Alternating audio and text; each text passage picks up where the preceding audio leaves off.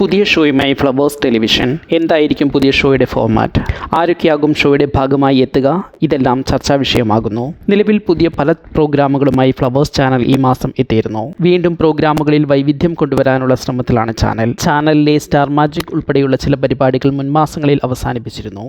ഇപ്പോൾ ആ സ്ഥാനത്ത് വാരാന്ത്യ ദിനങ്ങളിൽ പ്രധാന സമയത്തേക്ക് പുതിയ പ്രോഗ്രാമുമായി ചാനൽ എത്തുന്നു. ഒരു വമ്പൻ ഗെയിം ഷോ തന്നെയാണ് ചാനൽ പ്രേക്ഷകർക്കായി ഒരുക്കുന്നത്.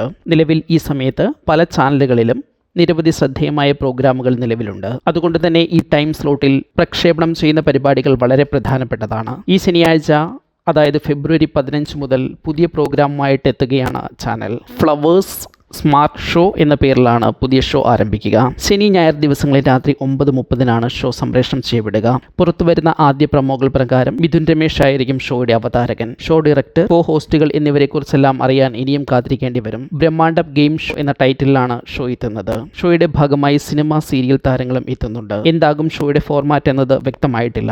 ഒരു 360 ഡിഗ്രി ഷോ എന്നാണ് ഇതിനെക്കുറിച്ച് ചാനൽ അവകാശപ്പെടുന്നത്.